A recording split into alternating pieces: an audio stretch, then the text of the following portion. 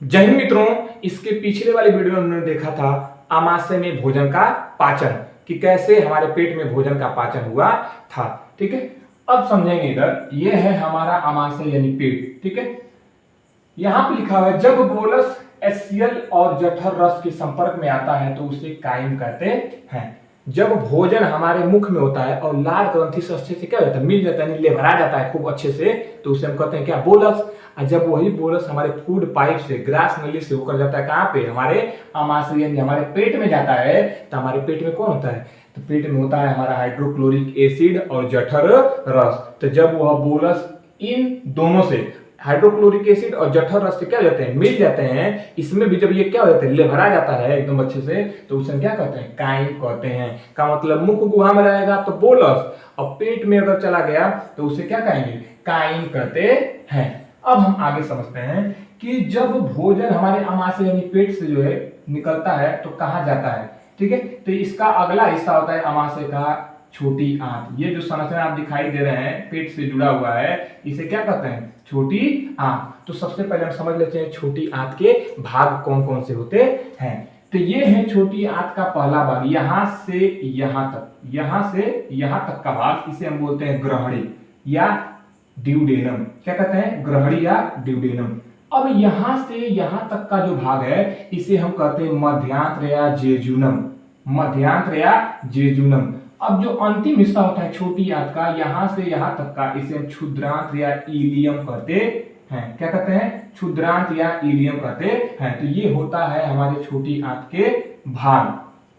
अब हम आगे समझते हैं इसमें कि जैसे ही भोजन हमारे पेट आमाशय से निकलकर छोटी आंत में आता है, कहां आता है, छोटी आंत में, तो हमारा जो लीवर होता है, लीवरवा पहले से बना के रखा था किसको, पित्त रस को। किसको बना के रखा था, पित्त रस को। और ये पित्त रस कहां रहता है, हमारे पित्ताशय में रहता है। ठीक है, कहां रहता है, पित्ताशय में। ठीक है, अब आगे समझते हैं। इसमें बोला है कि अब भोजन जैसे ही छोटी आंत की ग्रहणी में जाता है तो पित्ताशय से क्या निकलता है, पित्त रस। अभी बताया कि पित्ताशय से क्या निकलता है, पित्त रस। ठीक है, तब समझेंगे अब ये कैसे निकलता है। पित्त रस निकालने के लिए कौन बताता है कि भैया पित्त रस निकालिए, तो एक हार्मोन है, यहाँ पे समझेंगे। हार्मोन एक शब्द लिखा है, और दो प्रकार के हार्मोन होते हैं। पहला हार्मोन है हिपैटोक्रिनिन और दूसरा है कोलेसिस्टोकाइनिन। हिपैटोक्रिनिन क्या करता है, यह हिपैटोक्रिनिन हार्मोन जो है लीवर को जाकर, इस लीवर को जाकर क्या करेगा, कहेगा लीवर चचा, ये चचा, लीवर चचा तनी वो चीज बना दीजिए। तो ये कहेगा कौन चीज बना दे, तो ये कहेगा पित्त रस निकाल दीजिए। क्या निकाल दीजिए, पित्त रस तो बना दीजिए। तो लीवर क्या करेगा, पित्त रस बनाता है।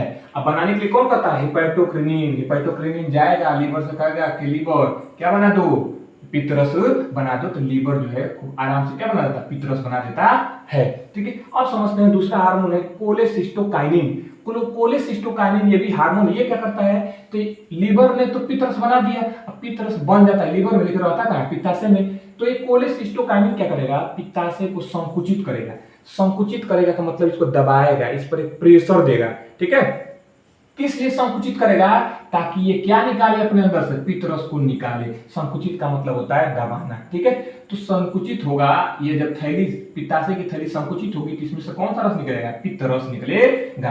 तो जैसे ही भोजन हमारे पेटवा से कहां आता है, हमारे आंत की ग्रहणी वाले भाग में आता है, तो यहाँ से पित्ताशय जो है टुकुर टुकुर टुकुर टुकुर देखता रहता है, अब आएगा, अब आएगा, अब आएगा। और जैसे ही भोजन आता है कहां पे, छोटी आंत की ग्रहणी वाले भाग में, तो पित्ताशय अपने अंदर से क्या निकाल देता है, पित्त रस को निकालकर भोजन में मिला देता है।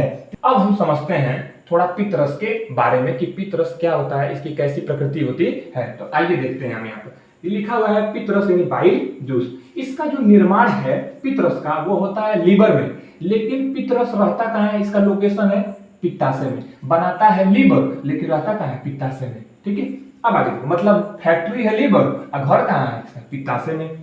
आगे बोला है कि इसका पीएच मान 7.5 से 8 होता है। अब 7.5 से 8 तक होता है, मतलब 7 से ज्यादा है। और जब 7 से ज्यादा होता है पीएच मान, तो उस क्या होता है, क्षारीय होता है। और जब 7 से पीएच वैल्यू क्या होती है, कम होती है, उसे तो बोलते हैं अम्लीय। का मतलब जो पित्त रस होता है वो कैसा होता है, क्षारीय होता है। अब यह हुआ कि आमाशय से जैसे ही भोजन छोटी आंत के पहले भाग में आता है, तो यहाँ पे भोजन की प्रकृति कैसी हो जाती है, क्षारीय हो जाती है। इसके पहले कैसी थी, अम्लीय थी। क्यों अम्लीय थी? क्योंकि अमाशय में पेट में कौन एसिड निकला था? HCl निकला था। और कैसा होता है? अम्लीय होता है। अगला लिखा है कार्य। पित्त रस का क्या काम होता है, यह क्यों निकलता है और यह भोजन में मिलकर क्या करता है, इसे हम समझते हैं। तो यहाँ पे लिखा हुआ है वसा का पायसीकरण करना। अब इससे आप समझे नहीं होंगे। वसा का पायसीकरण का मतलब समझते हैं हम। वसा का मतलब जानते हैं, वसा, ठीक है। पायसीकरण का मतलब होता है बड़े से छोटे में बदल देना।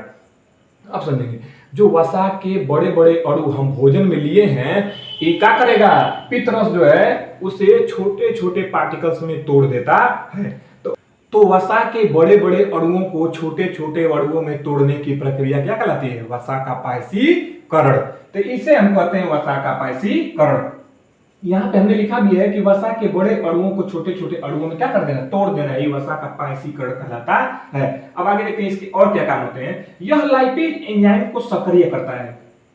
अभी तो ये नाम कहीं आया नहीं है, ये आगे आएगा और हम समझेंगे कि ये लाइपेज एंजाइम क्या होता है, जिसे कौन सक्रिय करता है? हमारा पित्त रस सक्रिय करता है। और ध्यान रखे रहेंगे कि ये जो लाइपेज एंजाइम आएगा तो आपके दिमाग में क्लिक होना चाहिए, पित्त रस इसको क्या करता है? सक्रिय करता है। अब आगे हम देखते हैं, पित्त रस में कोई एंजाइम नहीं होता है।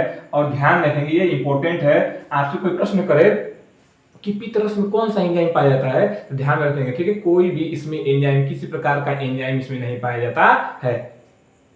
अगला लिखा है इसमें कि जैसे ही भोजन में पित्त रस मिल जाता है, जैसे ही भोजन में यहां से पित्ताशय से पित्त रस निकलकर मिल जाता है, तो अग्नाशय से अग्नाशयी रस निकलता है। का मतलब जैसे ही पित्ताशय जो है अपने अंदर से पित्त रस को निकालकर खाना में मिला देता है, तो वैसे ही ईहो जान जाता है, ईहो देख लेता है, समझ जाता है, तो तुरंत जो है अग्नाशय भी अपने अंदर से अग्नाशयी रस निकालता है। और यह जो संरचना बनाए हैं, ये संरचना कौन है? अग्नाशय, जिसे हम क्या कहते हैं? पैंक्रियाज कहते हैं। अग्नाशय रस को पूर्ण पाचक रस कहा जाता है। और जो अग्नाशय से, यानी अग्नाशय से जो अग्नाशयी रस निकलता है, इसे हम पूर्ण पाचक रस कहते हैं। ऐसा क्यों कहते हैं, आगे अभी समझेंगे थोड़ी देर में। एक हार्मोन होता है जिसका नाम है सिक्रेटिन। अब यह सिक्रेटिन क्या करता है, इसकी क्या जरूरत होती है, इसे समझते हैं। तो यह सिक्रेटिन निकलेगा, ठीक है, और ये सिक्रेटिन जाएगा किसके पास? अग्नाशय के पास। तो कहेगा अग्नाशय, ये अग्नाशय है, अग्नाशय। तो ये कहेगा क्या हुआ रे? तो ये कहेगा अरे भैया कुछ नहीं हुआ, हम तोरा जगा रहे हैं। क्या कर रहे हैं? हम तोरा जगा रहे हैं। तो ये क्या करता है? सिक्रेटिन अग्नाशय को उत्तेजित करता है, क्या निकालने के लिए? रस निकालने के लिए। तो ये कहेगा अच्छा अच्छा रस निकालना है, तो ये बोलना कि रस निकालना है। तो अग्नाशय जो है अपने अंदर से क्या निकालता है? अग्नाशयी रस निकालता है, जिसे हम पैंक्रियाटिक जूस करते हैं, ठीक है। तो ये अपने अंदर से पैंक्रियाज जो है पैंक्रियाटिक जूस निकालता है। अब समझते हैं कि कौन से वो जूस होते हैं जिसे हम अग्नाशयी रस कहते हैं, ठीक है। तो 3 प्रकार के होते हैं ये जूस एंजाइम, ठीक है। पहला होता है, याद रख रहेंगे, एक तरीका होता है लेट, ठीक है, एक ट्रिक है लेट। लेट से याद रख सकते हैं आप, ठीक है, कि ये लेट कहां से निकलते हैं? लेट निकलते हैं कहां से? अग्नाशय से, ठीक है। तो एल का मतलब होता है लाइपेज, ए का मतलब होता है एमाइलेज, टी का मतलब होता है ट्रिप्सिन। तो लाइपेज का काम क्या होता है? लाइपेज का काम होता है वसा का पाचन करना। किसका पाचन करना? वसा का पाचन करना। और वसा को पचाता है जब यह लाइपेज, तो किस में बदल देता है? तो वसा को यह फैटी एसिड में और ग्लिसरॉल में तोड़ देता है। ध्यान रखेंगे कि ये लाइपेज ही जो है यह किसको, वसा को किस में बदल देता है? तोड़कर फैटी एसिड में और ग्लिसरॉल में तोड़ देता है। क्यों? हम पढ़ रहे हैं पाचन। अब पाचन का मतलब होता है कि बड़े बड़े अणुओं को छोटे छोटे अणुओं में तोड़ देना। तो यह जो वसा के बड़े अणु थे, यह क्या कर दिया? लाइपेज छोटे छोटे अणुओं में तोड़ दिया। और अभी हमने देखा था कि लाइपेज को कौन सक्रिय करता है? यह पित्त रस सक्रिय करता है। इसलिए सबसे पहले पित्त रस निकलता है। ध्यान में रखेंगे, सबसे पहले पित्त रस निकलता है। और यही पित्त रस निकलकर आगे जब जाता है तो अग्नाशय से निकलता है अग्नाशयी रस, और उसमें होता है लाइपेज। तो लाइपेज जैसे ही इसके संपर्क में आता है किसके? पित्त रस के, तो यह सक्रिय हो जाता है। और जैसे ही सक्रिय होता है तो वसा को क्या करता है? छोटे छोटे अणुओं में तोड़ता है, उसका पाचन करता है। अगला है एमाइलेज। एमाइलेज का काम होता है स्टार्च का पाचन। स्टार्च मतलब होता है मंड, ठीक है। तो यह मंड को पचाता है और स्टार्च को पाचन करके क्या करता है? डाइसैकेराइड में उसे बदल देता है, ठीक है। स्टार्च का जब यह पाचन करता है एमाइलेज, तो उसको किस में बदल देता है? डाइसैकेराइड में बदल देता है। अब अगला है ट्रिप्सिन एंजाइम। ट्रिप्सिन एंजाइम का काम होता है प्रोटीन का पाचन। ध्यान देंगे ये है ट्रिप्सिन, और आमाशय पेट में निकला था पेप्सिन, और यहाँ पे कौन है ट्रिप्सिन। ध्यान रखें, ठीक है। पेट में जो निकला था आमाशय में उसे हमने बोला था पेप्सिन, वो भी प्रोटीन का पाचन किया था। और यहाँ पे निकलता है कौन ट्रिप्सिन, ये भी किसका पाचन करता है प्रोटीन का ही पाचन करता है। और यह प्रोटीन को किसमें तोड़ देता है पॉलीपेप्टाइड और पेप्टोन्स में तोड़ देता है, ठीक है। प्रोटीन को किसमें तोड़ता है, यह पॉलीपेप्टाइड और पेप्टोन्स में तोड़ देता है। तो ये तीन होते हैं हमारे अग्नाशयी रस, और ये अग्नाशय से तीन रस एक ही साथ निकलते हैं, और यह वसा को भी पचाते हैं, स्टार्च को भी पचाते हैं, और प्रोटीन को भी पचाते हैं। इसलिए इन्हें पूर्ण पाचक रस कहा जाता है। अग्नाशय रस को क्या कहते हैं हम पूर्ण पाचक रस कहते हैं। अब ध्यान देंगे, जब हमारे आमाशय से खाना आया था तो कौन निकला था पित्ताशय से पित्तरस। पित्तरस ने अपना काम किया, वसा का पायसीकरण किया, उसे क्षारीय बनाया, और जैसे ही पित्तरस निकला तो वैसे ही अग्नाशय से कौन निकला अग्नाशयी रस, लाइपेज, एमाइलेज, ट्रिप्सिन। लाइपेज ने वसा का पाचन किया, एमाइलेज ने स्टार्च का, ट्रिप्सिन ने प्रोटीन का। और जैसे ही ये सारी चीजें पाचन हो जाता है, उसके बाद भोजन यानी खाना हमारे इस ग्रहणी का मतलब ड्यूडेनम से निकल कर चला जाता है किसमें मध्यांत्र वाले भाग में। ध्यान से समझेंगे, इधर इस वाले भाग से निकलकर खाना कहां चला जाता है हमारे मध्यांत्र यानी जेजुनम में चला जाता है। तो समझते हैं मध्यांत्र में क्या होता है। तो यहां देखेंगे, अब भोजन मध्यांत्र यानी जेजुनम में जाता है कब, जब यहाँ पे पित्त रस और अग्नाशय रस निकलकर अपने पाचन की क्रिया को पूरा कर लेते हैं, तो यह भोजन कहां निकलता है मध्यांत्र की ओर निकलता है। और आगे लिखा है इसमें कि कोई पाचक एंजाइम नहीं, का मतलब इस वाले एरिया में किसी भी प्रकार का कोई पाचक एंजाइम नहीं पाया जाता है। आज अभी बताइए, कोई भी पाचक एंजाइम है ही नहीं तो पचाएगा कौन, कोई पचाएगा नहीं। का मतलब इस मध्यांत्र वाले भाग में कोई भी पाचन की क्रिया नहीं होती है। साधारणतः खाना इसमें क्या होगा, यहाँ से भोजन आएगा, खाना ऐसे आएगा, और इस भाग से मध्यांतर वाले भाग से खाना ऐसे होते हुए कहाँ चला जाएगा क्षुद्रांत में, आंत के यानी छोटी आंत के अंतिम भाग में चला जाता है, यानी किसमें इलियम यानी क्षुद्रांत में चला जाता है, ठीक है। तो यहाँ लिखा है कोई पाचक एंजाइम नहीं, इसमें कोई भी पाचक एंजाइम नहीं होता है, ठीक है। इसलिए इसमें कोई भी पाचन की क्रिया नहीं होती है। यह खाना अब निकल कर इससे कहाँ चला जाता है क्षुद्रांत की ओर चला जाता है। अब हम समझते हैं कि भोजन जब क्षुद्रांत यानी इलियम में जाता है तो क्या होता है। लिखा है यहाँ पे कि अब भोजन क्षुद्रांत यानी इलियम में चला जाता है। यहाँ मध्यांत्र से निकलकर भोजन कहाँ चला जाता है इलियम वाले भाग में यानी क्षुद्रांत वाले भाग में चला जाता है। इसमें भोजन का पूरी तरह से पाचन होता है और साथ ही अवशोषण होने लगता है। अभी हमने क्या बोला कि यहाँ से जब भोजन निकलता है मध्यांतर में जेजुनम से इलियम यानी क्षुद्रांत वाले भाग में, तो यही वो जगह है जहां पर भोजन का पूरी तरह से पाचन और उसका अवशोषण भी यहीं पे होता है। तो ये वाला जो क्षेत्र होता है वो बहुत इंपॉर्टेंट महत्वपूर्ण होता है हमारे पाचन तंत्र में, क्योंकि यही वो जगह है जहां पे भोजन पूरी तरह से पच जाता है और उसका अवशोषण भी हो जाता है। तो आइए समझते हैं इसे और आगे। भोजन का पूर्ण पाचन निम्न एंजाइम की उपस्थिति में होता है। और वो कौन कौन से एंजाइम है, इसमें कुछ एंजाइम निकलते हैं हमारे इस वाले एरिया में, ठीक है। ध्यान देंगे मध्यांतर में किसी भी प्रकार का कोई पाचक एंजाइम नहीं था, इसलिए उसमें कोई भी पाचन की क्रिया नहीं हुई। उससे भोजन जो है उस रास्ते से होते हुए कहाँ चला आया था इलियम में चला आया था। और इलियम में कुछ एंजाइम निकलते हैं जो फिर से भोजन को पचाते हैं, उसे और छोटे छोटे टुकड़ों में करते हैं। यहाँ लिखा है भोजन का पूर्ण पाचन निम्न एंजाइम की उपस्थिति में होता है, ठीक है। इसके पहले हमने भी देखा था कि जो हमारा फैट था वो किसमें तोड़ दिया गया था फैटी एसिड और ग्लिसरॉल में, ठीक है। तो अब जो यह टूटा हुआ था, जैसे ही यह आगे जाता है इलियम वाले भाग में, तो इलियम वाले भाग में जो लाइपेज होता है इसे तोड़ देता है किसमें फैटी एसिड में। ध्यान देंगे यह जो लाइपेज एंजाइम था यह किससे निकल रहा था अग्नाशय से निकला था, ठीक है। और यह फिर दोबारा लाइपेज कहां से निकलता है हमारे इलियम वाले भाग में निकलता है। इसका मतलब लाइपेज दो जगह से निकलता है, एक अग्नाशय से निकलता है और हमारे इलियम वाले भाग से निकलता है। तो यह लाइपेज जो है इस फैटी एसिड और ग्लिसरॉल को और तोड़कर छोटा कर देता है और बदल देता है किसमें फैटी एसिड में। और वसा यानी फैट का सबसे छोटा रूप यही है फैटी एसिड। जैसे हमारे शरीर का सबसे छोटा रूप क्या है, सबसे छोटी इकाई क्या है हमारी सेल कोशिका है, ऐसी वसा की सबसे छोटी इकाई क्या है फैटी एसिड। अब जो डाइसैकेराइड में टूटा था, ठीक है, डाइसैकेराइड में जो टूटा था, जो स्टार्च था, स्टार्च, वह स्टार्च किस में टूटा था? डाइसैकेराइड में। अब यह जो डाइसैकेराइड है आगे जाएगा किस में? इलियम वाले भाग में। तो इसको कौन कौन पचाएगा इसे समझते हैं। पहले ये हम जानते हैं कि डाइसैकेराइड कौन कौन से होते हैं। ये डाइसैकेराइड जो है एक कार्बोहाइड्रेट का एक प्रकार है। कार्बोहाइड्रेट 3 प्रकार के होते हैं, एक होता है मोनोसैकेराइड, दूसरा होता है डाइसैकेराइड और तीसरा होता है पॉलीसैकेराइड। तो हमारे कार्बोहाइड्रेट जो है 3 प्रकार के होते हैं, जिसमें से दूसरा वाला प्रकार है कौन? डाइसैकेराइड। तो डाइसैकेराइड कौन कौन से होते हैं? माल्टोज, सुक्रोज और लैक्टोज। ये तीनों के तीनों कैसे हैं? हमारे डाइसैकेराइड हैं। और इनको तोड़ने के लिए, माल्टोज को तोड़ने के लिए माल्टेज एंजाइम होता है, सुक्रोज को तोड़ने के लिए सुक्रेज एंजाइम होता है और लैक्टोज को तोड़ने के लिए लैक्टेज एंजाइम होता है। हमने यहाँ पे केवल संक्षेप का जो पहला अक्षर लिखा है और अंत में एज जोड़ दिया है, ठीक है। और जिसके भी अंत में एज जुड़ा होता है वह एंजाइम होता है, जैसे माल्टेज, जैसे सुक्रेज, लैक्टेज, ठीक है। तो ये एंजाइम है, इनको तोड़ने के लिए स्पेशल। माल्टोज को तोड़ेगा माल्टेज, सुक्रोज को तोड़ेगा सुक्रेज, लैक्टोज को तोड़ेगा लैक्टेज। और ये तोड़ देगा, किस में तोड़ देगा? ग्लूकोज में, फ्रक्टोज में और ग्लैक्टोज में तोड़ देता है।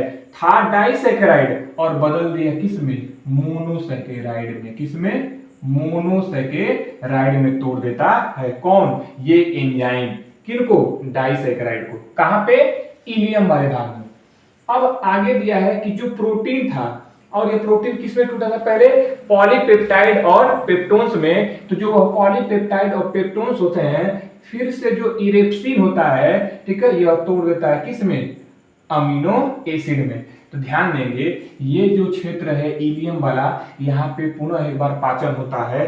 फैटी एसिड और ग्लिसरॉल को तोड़ दिया जाता है फैटी एसिड में, डाइसैकेराइड को तोड़कर बना दिया जाता है मोनोसैकेराइड, और जो पॉलीपेप्टाइड और पेप्टोन से प्रोटीन थे उनको अमीनो एसिड में तोड़ दिया जाता है। का मतलब पूरी तरह से इसमें पाचन हो जाता है।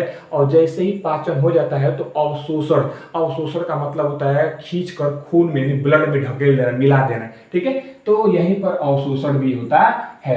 तो अवशोषण कैसे होता है इसे हम समझेंगे।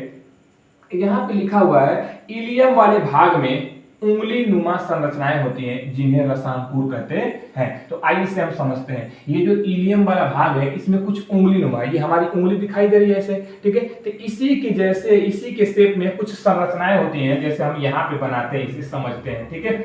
ऐसी जो है संरचनाएं निकली होती हैं, जिसे हम क्या बोलते हैं? इसे तो हम कहते हैं विलाई। इसे हिंदी में कहते हैं रसांकुर। क्या कहते हैं? रसांकुर। ये कहाँ होते हैं? तो हमारे इलियम वाले भाग में जो है ऐसे ही जो है कुछ ढेर सारी जो है ऐसे ऐसे करके संरचनाएं होती हैं, ठीक है। क्या होती हैं? संरचनाएं होती हैं, जिसे क्या कहते हैं? रसांकुर, विलाई करते हैं।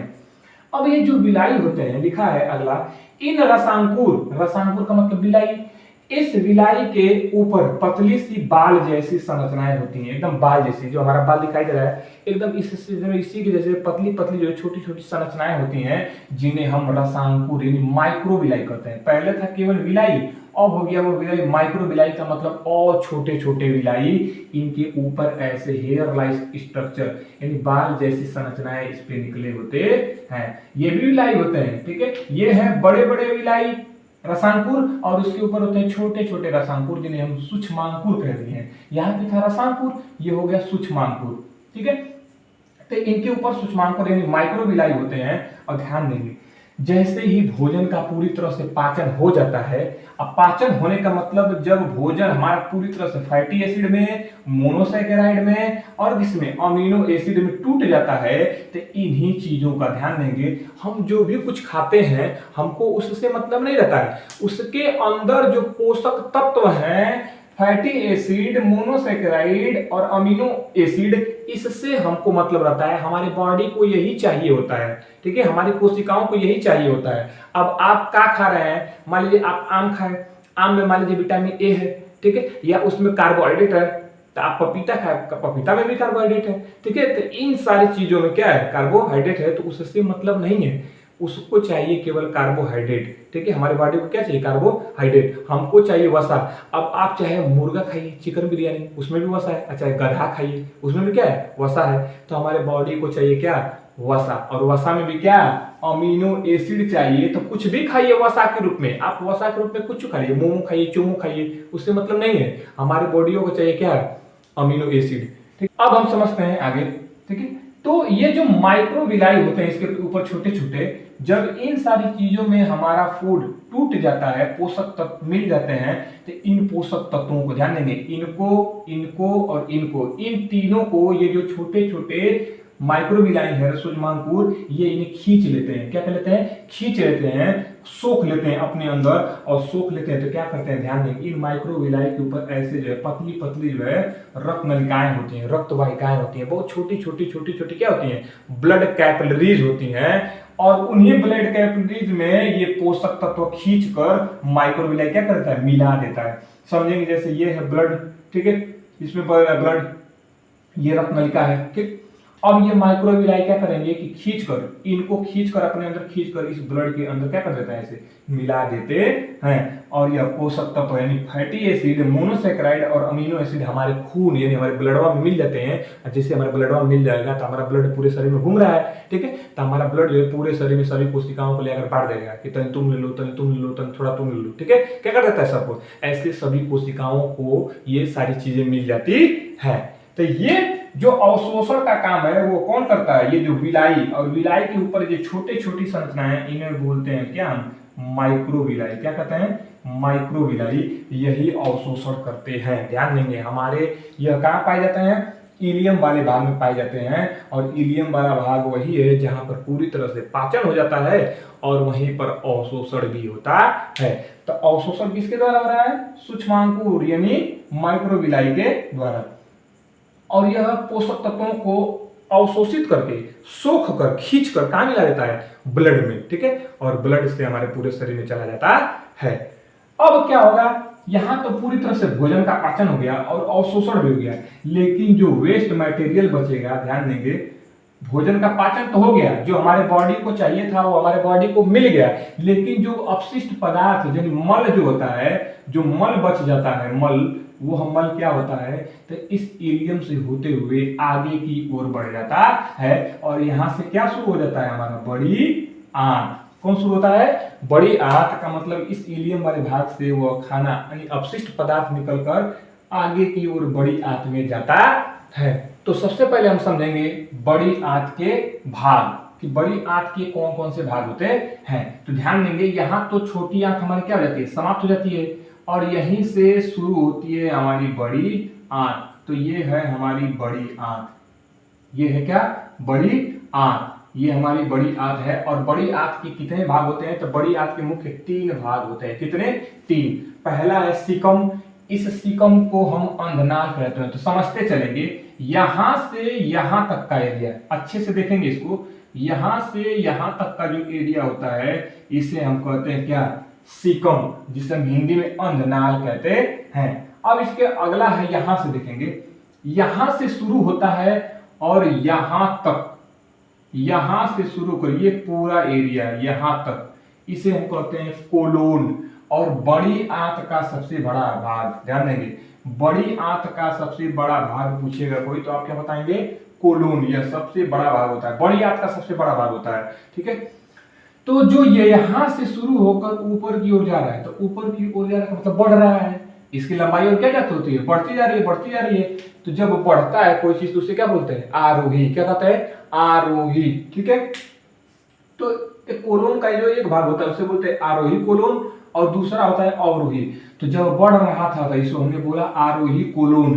तो यहां तक बढ़ रहा था, यहां तक, ठीक है, यहां से, जब यहां से शुरू हुआ था कोलोन का हिस्सा तो यहां तक बढ़ा था, ठीक है, फिर यहां से क्या होने लगा? नीचे की ओर घटने लगा, तो इसको हमने बोल दिया अवरोही कोलोन। इसलिए हमने यहाँ पे लिखा है कि कोलोन के 2 भाग होते हैं, एक होता है आरोही कोलोन और एक होता है अवरोही कोलोन। यह बड़ी आंत का सबसे बड़ा भाग होता है। बड़ी आंत का सबसे अंतिम भाग कौन होता है? तो यहाँ पर हमने इसको थोड़ा डार्क किया है, और इसको हम कहते हैं क्या? रेक्टम।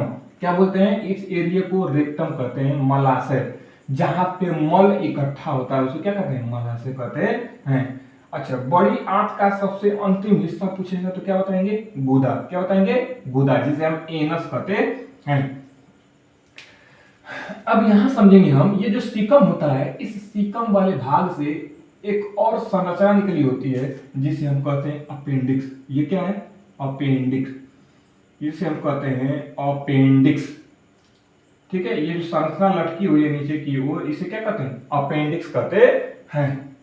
और जो यह अपेंडिक्स होता है यह एक अवशेषी अंग है। कैसा है? एक अवशेषी अंग। अवशेषी अंग का मतलब होता है जिस अंग का हमारे शरीर में कोई विशेष प्रयोग नहीं है उसे हम अवशेषी अंग कहते हैं। का मतलब इस पूरे आहार नाल में जो ये अपेंडिक्स है इसका कोई भी मुख्य काम या कार्य नहीं होता है। अब हम समझते हैं कि बड़ी आंत में जैसे ही ये अपशिष्ट भोजन जाता है तो होता क्या है, ये भोजन तो यहाँ तक पूरी पाचन हो गया था, ठीक है, ये था हमारा इलियम वाला भाग। क्या था ये? इलियम वाला भाग। और यहीं पर पूरी तरह से पाचन हुआ था और अवशोषण हुआ था। अब जो अपशिष्ट यानी खराब यानी मल पदार्थ बचेगा वो आगे की ओर बढ़ेगा, ठीक है। अब बड़ी आंत में क्या होता है इसे समझते हैं। बड़ी आंत का हमारा क्या काम है? छोटी आंत ने तो अपना काम कर दिया, ठीक है। छोटी आंत में पूरी तरह से भोजन क्या हो जाता है? पाचन हो जाता है। और छोटी आंत में भी कहाँ? इलियम में। अब बड़ी आंत क्या करती है भाई?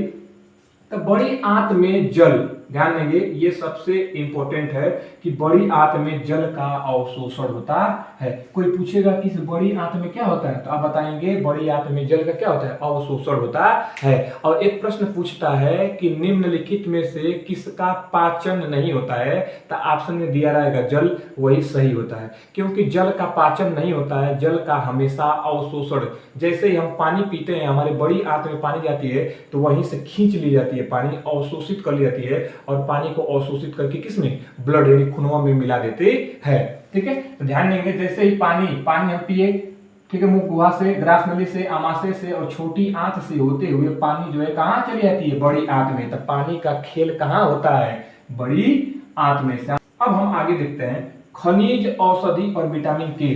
और जो खनिज पदार्थ होता है और जो औषधियां जो हम दवाइयां लेते हैं और जो विटामिन के होता है उसका भी अवशोषण बड़ी आंत में ही होता है। हमारे जल का अवशोषण, खनिज पदार्थों का अवशोषण और जो औषधियां दवाइयां हैं और विटामिन के, ध्यान देंगे इससे भी प्रश्न पूछा गया है, ठीक है, कि विटामिन के का अवशोषण हमारे आहार नाल में कहाँ होता है? तो हमारे बड़ी आंत में होता है।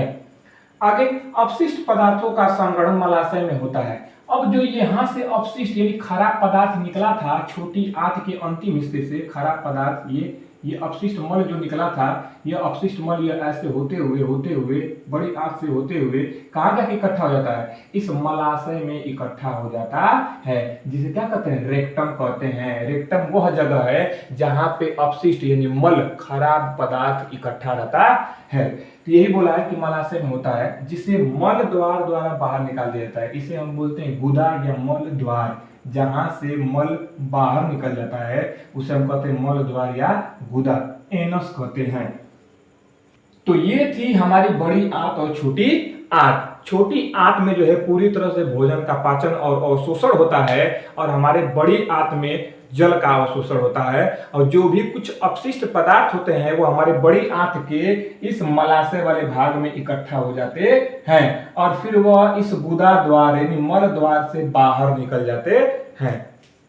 अब हम समझते हैं आहार नाल एक शब्द है, ठीक है, आहार नाल जिसे हम एलिमेंट्री कैनाल कहते हैं। ये जो एलिमेंट्री कैनाल होती है इसकी लंबाई होती है वो लगभग 9 मीटर होती है। एलिमेंट्री कैनाल किसे कहते हैं ये समझेंगे। ये हमारे मुख गुहा से शुरू होकर और कहां तक? गुदा द्वार तक। हमारे मुख गुहा से शुरू होकर गुदा द्वार तक का मतलब मुख गुहा से शुरू हुआ, ये ग्रास नली, ये हमारा आमाशय पेट, ये हमारी छोटी आंतें और हमारी ये बड़ी आंत और इसका अंतिम हिस्सा, ये पूरा आहार कैनाल में आता है। तो देखेंगे आहार कैनाल की जो लंबाई होती है लगभग पूरा मुख गुहा से शुरू होकर गुदा द्वार तक लगभग 9 मीटर होती है। अब इसके कौन कौन से भाग होते हैं? तो मुख गुहा बताए हैं, मुख गुहा के बाद ग्रास नली और ग्रास नली के बाद आमाशय, आमाशय के बाद छोटी आंत, छोटी आंत के बाद बड़ी आंत और बड़ी आंत का कौन सा हिस्सा? गुदा तक। कहां तक? गुदा तक का हिस्सा क्या कहलाता है? आहार नाल कहलाता है। अब हम समझेंगे ये जो ग्रास नली होती है हमारी, ये जो फूड पाइप होती है ग्रास नली, इसकी लंबाई कितनी होती है? तो 25 सेंटीमीटर होती है। कितनी होती है? 25 सेंटीमीटर। और पूछेगा कि इस हमारे पूरे आहार नाल में सबसे चौड़ा भाग, सबसे चौड़ा एरिया कौन सा है? तो बताएंगे कौन? हमारा ये आमाशय, हमारा जो पेट है ये सबसे चौड़ा भाग है। फिर आगे दिया है छोटी आंत, और जो छोटी आंत है, छोटी आंत की लंबाई लगभग 6 मीटर होती है। छोटी आंत यहाँ से शुरू होती है और यहाँ पे क्या होती है, खत्म होती है। तो ये हमारी छोटी आंत है जिसकी लंबाई कितनी होती है, 6 मीटर होती है। फिर आगे है बड़ी आंत, और बड़ी आंत की जो लंबाई होती है लगभग 1.5 मीटर से 1.8 मीटर होती है। का मतलब लगभग 1.5 मीटर होती है। हमारी जो बड़ी आंत की लंबाई होती है वो कितनी होती है, 1.5 मीटर होती है। तो ये था हमारा पूरा जो है क्या, पाचन तंत्र। और पाचन तंत्र को हमने देख लिया। अब हम आगे समझेंगे कि पाचन तंत्र से संबंधित कौन कौन सी बीमारियां होती हैं। तो उसके लिए हम मिलते हैं अगले नेक्स्ट वीडियो में। तब तक के लिए जय हिंद।